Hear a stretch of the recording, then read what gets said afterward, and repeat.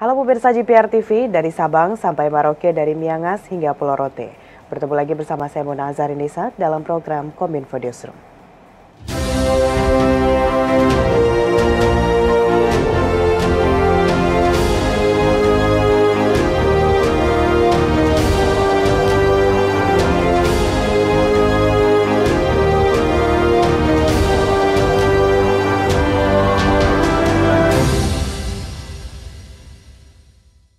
Pemirsa, kita ke informasi pertama. Polri secara resmi memulai operasi pengamanan mudik Lebaran bersandi Operasi Ketupat yang berlangsung mulai dari tanggal 18 April hingga 1 Mei 2023. Kapolri Jenderal Polisi Listio Sigit berharap apresiasi dari masyarakat menjadi pemicu semangat aparat di lapangan untuk mengamankan mudik 2023.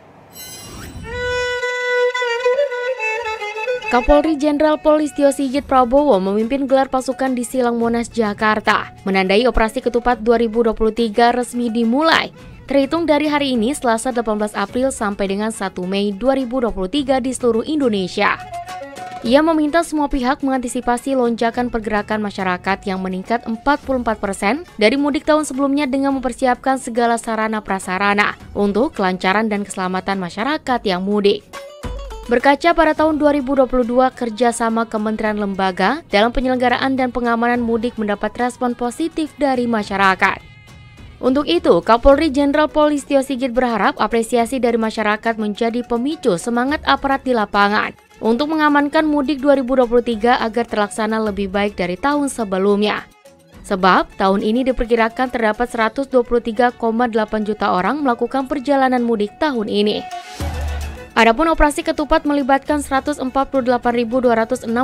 personil gabungan terdiri atas TNI, Polri, Kementerian terkait, BNPB, BMKG, Basarnas, Pertamina, Jasara Harja, Jasa Marga, Satpol PP, Dinas Perhubungan, Dinas Kesehatan, Pramuka, dan mitra Kamtibnas lainnya. Oleh karena itu, ada beberapa tempat yang kemudian kita atur, mulai dari pelaksanaan kontraflow, kemudian di situasi tertentu kita melaksanakan one way yang akan kita laksanakan mulai dari Cikampek sampai dengan Kali Kangkung, dan ini pun juga nanti akan diatur secara sinergi sehingga kemudian pengalaman tahun kemarin, kemudian wilayah-wilayah jalur non-tol yang juga tentu menjadi perhatian kita juga semuanya bisa terlayani dengan baik. Itu pemirsa, menyambut arus mudik 2023, ruas jalan tol Cileunyi Sumedang atau tol Cisumdawu kini telah dibuka. Pemerintah melalui Kementerian PUPR bersama Badan Usaha Jalan Tol akan menyiapkan rest area sementara untuk mendukung kelancaran arus mudik.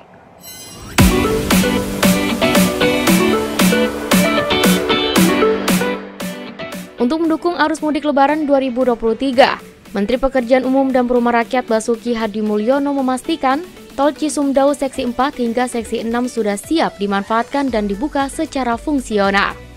Adapun seksi tersebut terdiri dari Seksi 4 yakni Cimalaka sampai Legok sepanjang 8,2 km, Seksi 5 yakni Legok sampai dengan Ujung Jaya sejauh 14,9 km, dan Seksi 6 yakni Ujung Jaya sampai dengan Dauan termasuk Junction Dauan sejauh 6,1 km.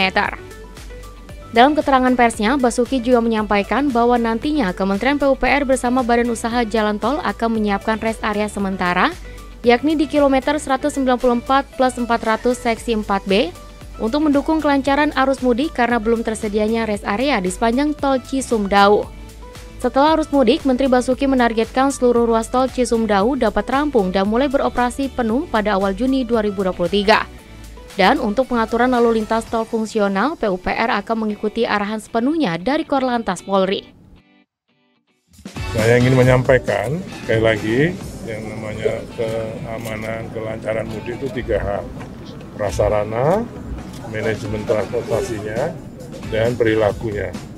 Hari ini dari segi prasarana untuk Cisumdawu, saya ingin menyampaikan siap untuk dimanfaatkan secara fungsional. Ya. 2 lajur. Ya. Tinggal nanti karena manajemen trafficnya nanti Bapak polisi, karena atas yang akan mengaturnya dengan stakeholder lainnya. Perhubungan, Dishub, pemerintah daerah, saya ingin menyampaikan siap untuk dimanfaatkan fungsional, gratis dari Cimalaka sampai ke Dauan. Okay.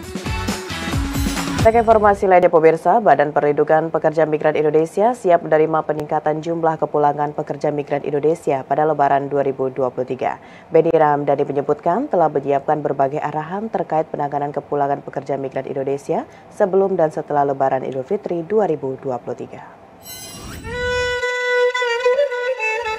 Badan Perlindungan Pekerja Migran Indonesia memperkirakan akan terjadi peningkatan jumlah kepulangan pekerja migran Indonesia pada Lebaran 2023. Kepala BP2MI Benny Ramdhani menyebutkan jajarannya akan terus memantau pergerakan grafik kepulangan PMI dan melipat gandakan kekuatan pegawai BP2MI di seluruh Indonesia.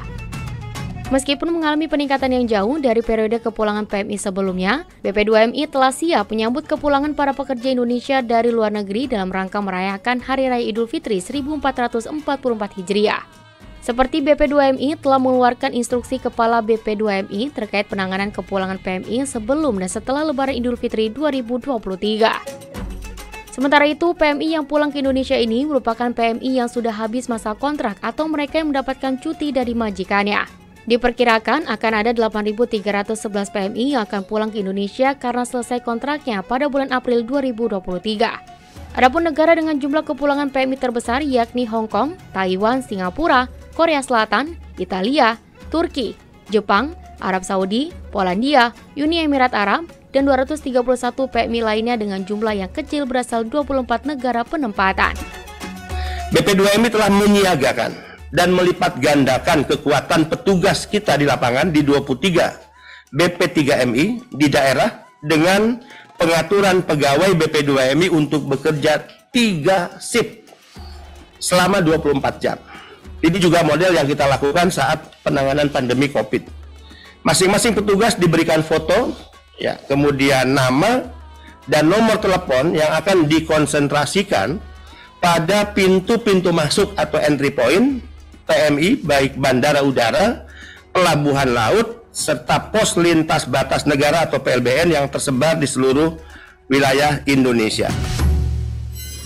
Wakil Presiden Republik Indonesia Ma'ruf Amin menginstruksikan percepatan pembangunan infrastruktur penunjang di Papua, salah satunya pembangunan Kristen Center.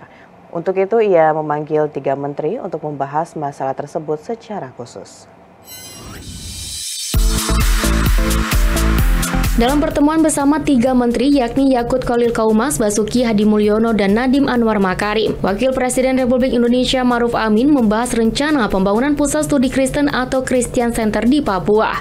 Juru bicara Wapres Mas Duki Baitlawi mengatakan, pembangunan Papua merupakan aspirasi dari para tokoh gereja yang menginginkan ada pembangunan Kristen Center atau pusat studi Kristen. Menurutnya, para tokoh gereja mengharapkan adanya pusat studi Kristen di Papua seperti halnya Islamic Center di daerah yang mayoritas berpenduduk Muslim.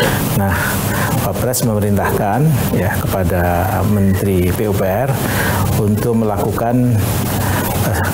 segera melakukan perencanaan dan segera membangun secepatnya. Dan lokasinya ada di 2 tempat yang akan dilakukan segera studi, perencanaan yang matang, sehingga pembangunan Kristen Center itu bisa segera terrealisasi. Selain membahas soal rencana pembangunan Kristen Center, Wapres Ma'ruf Amin dan para menteri juga berdiskusi soal aspirasi terkait rencana pembangunan asrama dan lembaga pendidikan di Papua. Semuanya tadi dibahas, cukup detail, mendalam, dan diharapkan di periode tahun 2003 sebagian sudah bisa dilaksanakan dan sebagiannya lagi bisa selesai pada tahun 2024. Pemirsa, usai jeda kami akan kembali dengan berbagai informasi lainnya. Tetaplah bersama Kominfo Newsroom.